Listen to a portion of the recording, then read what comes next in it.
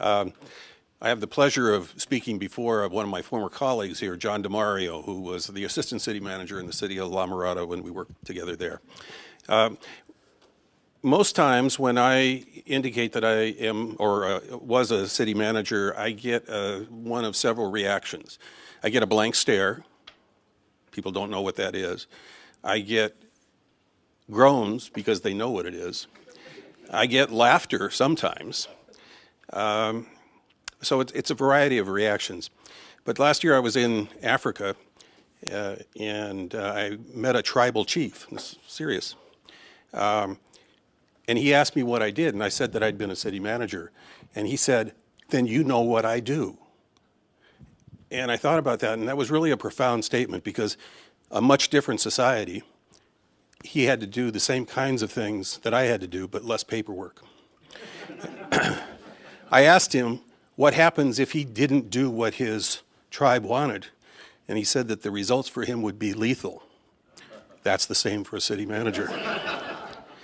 Okay, the city manager form of government began after the Galveston hurricane in 1900. Okay, you all remember that? Goes back even before the San Francisco earthquake. 6,000 people died in that hurricane. It devastated the community, and it's still the most deadly natural disaster we've had in this nation. After that, Galveston's leaders took several key actions. One, they changed the form of government. They set up a city manager as a strong central focus of government services and restoration of the economy. But they thought big. They built a seawall, a massive seawall, to stop the hurricane-driven waves from destroying the city.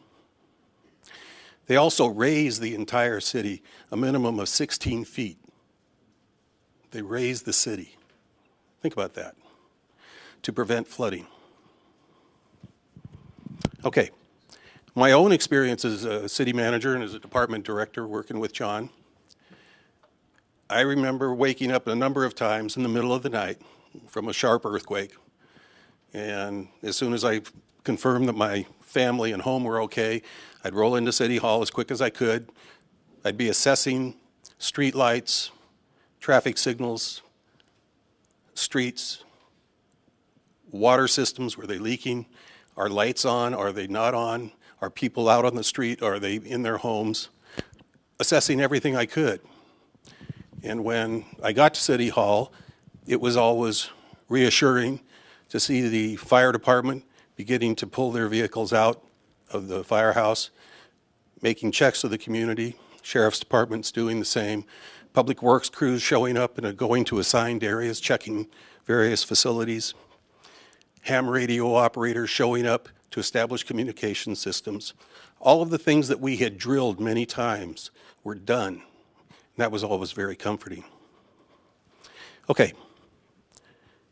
Let's come back to California here and take a look at the past. The California gold rush in the 1840s brought many thousands of people in to our state. They were looking for their fortunes. Many came through the port of San Francisco. And the city became, over a period of decades, became very cosmopolitan, became a center of trade, commerce, culture. In that time, actually it was 1895, my grandfather was born. That's him over there. You can see the handsome resemblance. Okay? He was born in Oakland. A few years later, they moved to basically the downtown area of San Francisco. Not necessarily good timing. 2 months before the San Francisco earthquake, his father died. Okay? And let's go to the next slide. They had operated a cafe, which was called the Grand Cafe. This is the Grand Hotel I don't know today whether that cafe was in the hotel, near the hotel, or not at all connected with the hotel. But we'll use it as a point of reference. Let's go to the next one. Some years later, the hotel on the right came along. That was the Palace Hotel. This hotel was built by a former United States Senator who wanted to have a landmark hotel that was basically the jewel of the West, that would rival any hotel in Europe, and that would meet the cultural needs of the community. He had been through 2 earthquakes in California, and he wanted a building that would withstand any similar event. So he overbuilt it. Literally, the walls were 2 feet thick of concrete. Okay? I don't know if there was rebar or any of that stuff in there, but 2 feet thick. He put water at the top of the building. He put a massive cistern underneath the building so that he'd have water supplies. It was considered fireproof. The building would survive the San Francisco earthquake. Actually, it would stand for another 2 years before it was knocked down because it was gutted by the fires that exhausted the water supply he had on site, and the city's water system was destroyed. So there was no replenishing the water that he had on site.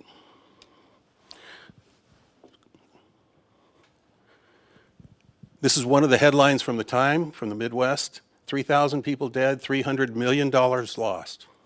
I don't know the current value of $300 million 112 years ago.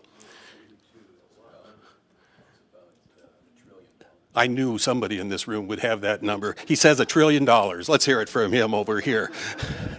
Okay. Extensive damage. You can see some of the headlines there talk about the loss of buildings being compromised, and you can begin to imagine the scope of this. Let's go to the next slide. This is a picture of the 2 hotels on fire, the ones we just saw. On the right is the Palace Hotel. Beautiful, indestructible building going up in flames, exactly like the Titanic. They thought it couldn't sink. This one couldn't fall. And it was hard to get knocked down, but it wasn't resilient. I think that was Ollie's point. Let's go to the next one. Now, the story goes in our family that my grandfather's home lost a wall. And I think the earthquake was about 5 o'clock in the morning, so I'll assume that he and his family were asleep when the wall fell off the building. It's not a good way to wake up. Okay, next one. So, my grandfather and his 5 siblings and his widowed mother ended up in a tent city, one of several tent cities set up around San Francisco by the Army. I don't know how long they stayed there. I do know that the Grand Cafe was destroyed in the fire that burned for 3 days throughout San Francisco. I also know that the paperwork or documents that they had, perhaps the deed, to the restaurant was destroyed. So that widowed great-grandmother had no husband, no job, no property, 6 kids, and a tent. That's not a good situation to be in. So when we talk about losing affordable housing or the housing here in the LA area or elsewhere in California, we're talking about something that's real. It's real to people. That's worth remembering. And while she's starting this, half of the city's population became homeless over that 3-day period. And that went on for a long, long time. Now, I shot this film. This is actually about 2 minutes. The first minute or so is before the earthquake, and that's the ferry building in the background, still there. And you can see some of the people that are wandering around, and you can see the hats and the horses and And the cars and all the other things, the trolleys that are going by. So one guy's running towards the ferry building. And then it shifts to after the earthquake. This can be seen on YouTube, and it's about 12 minutes long altogether. And they just found some recent video or additional film that was part of this.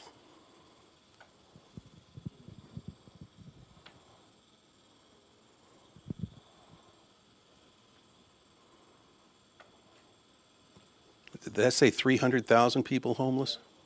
That's a lot of homeless people. We have, what, 58,000 homeless people in Los Angeles?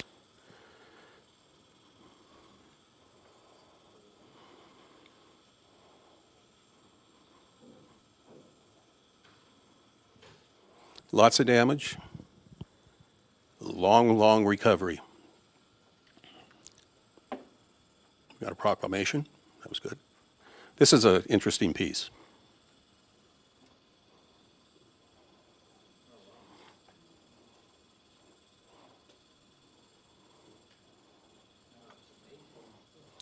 Notice the one guy running towards the building. Typical of the fires. Many of the fires were reportedly set by property owners who did not have earthquake insurance.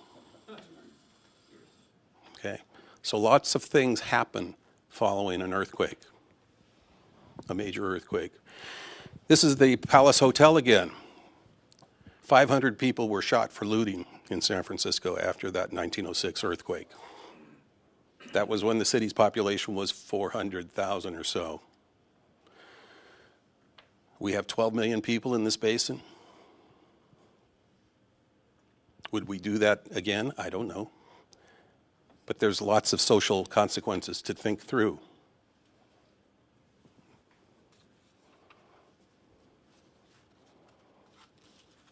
Okay, just so everybody knows, I pointed out earlier where the ferry building was at the bottom of this map. You can see the red arrow, that's pointing to the two hotels.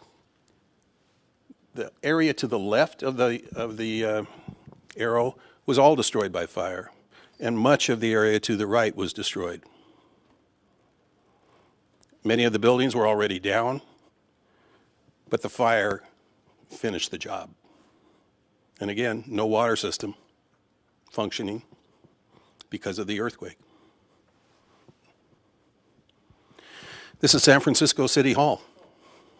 The same building that you saw in the first slide, that nice rendering, that nice sketch.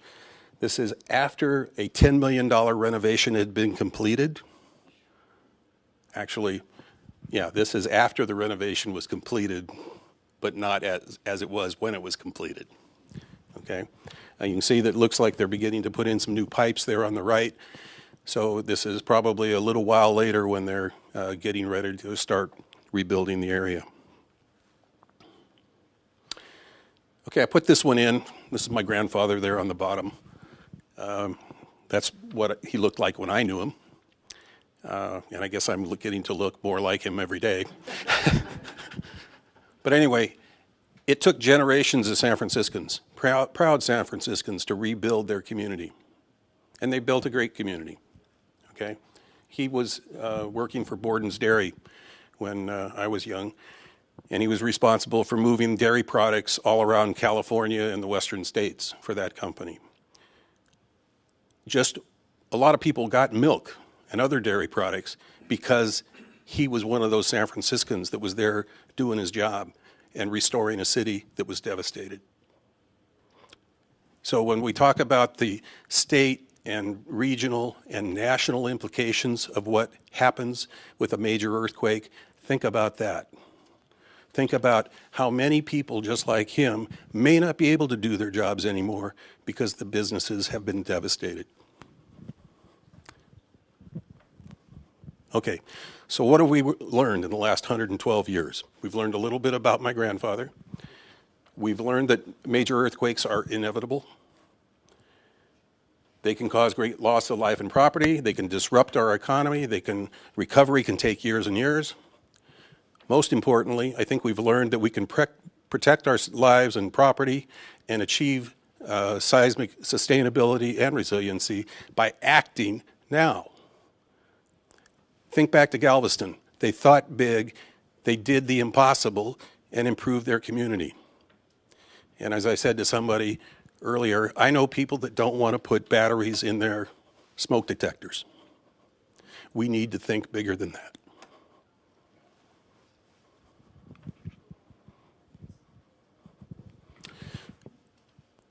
We've had lots of reminders. These are just few recent headlines that I clipped out. San Andreas Fault flexes its muscles. Mexico earthquake was California's wake-up call. Megaquake would devastate Southland. Hayward Fault viewed as tectonic time bomb, and resilience at the bottom there. We've been warned. We know what the consequences are. The question is, are we going to act?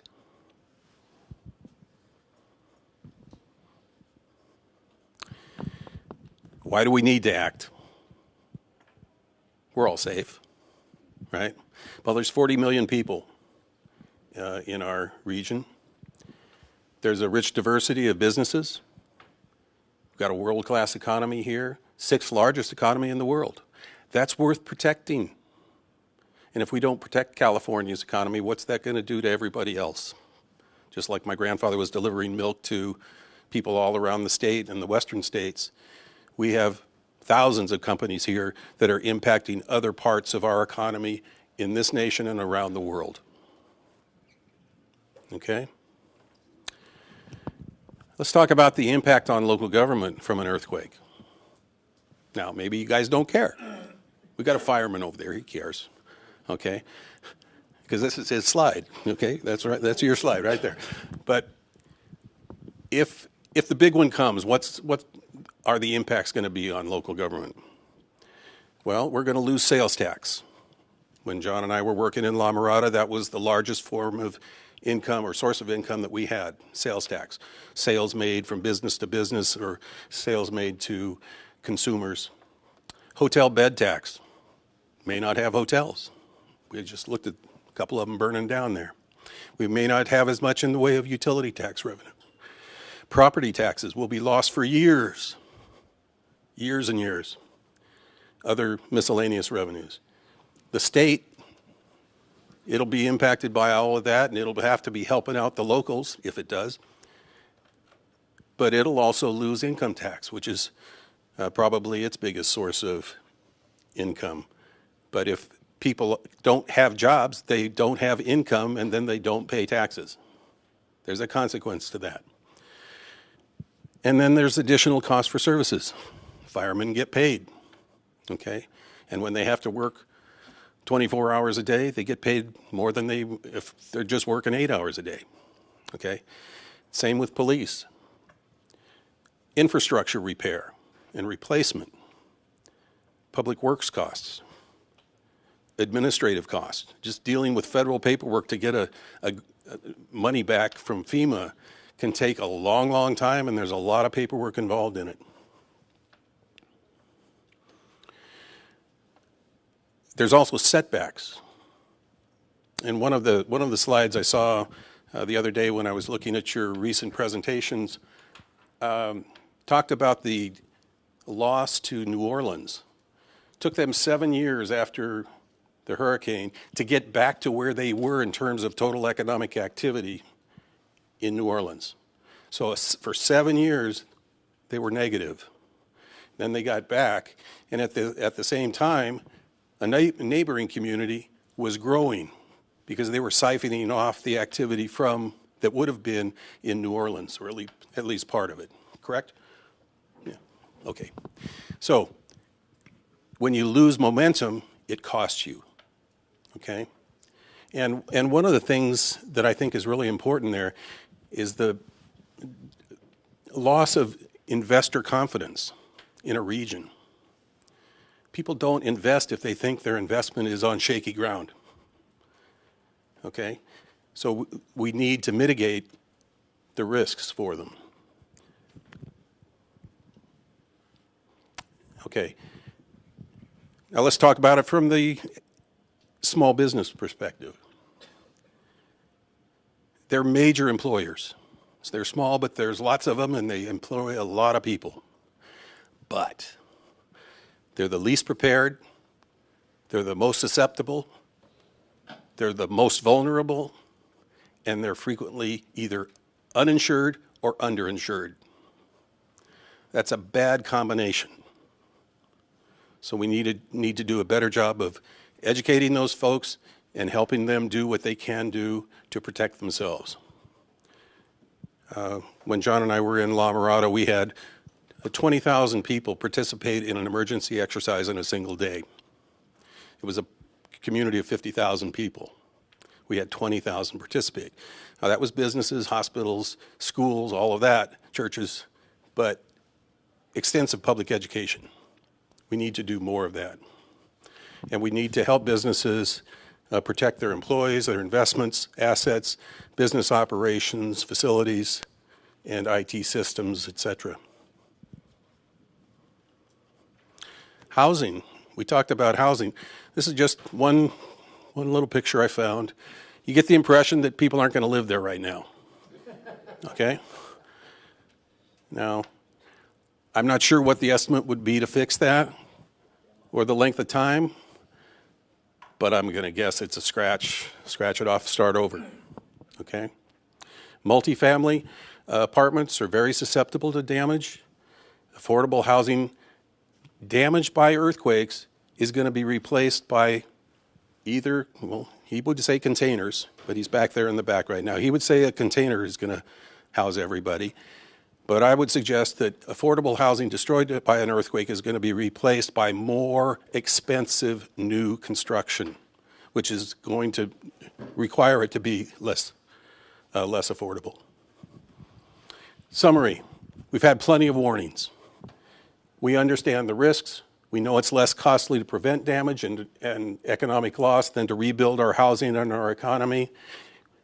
We know what to do to protect life and property. We need to act to achieve seismic resiliency. In short, it's time to take care of business.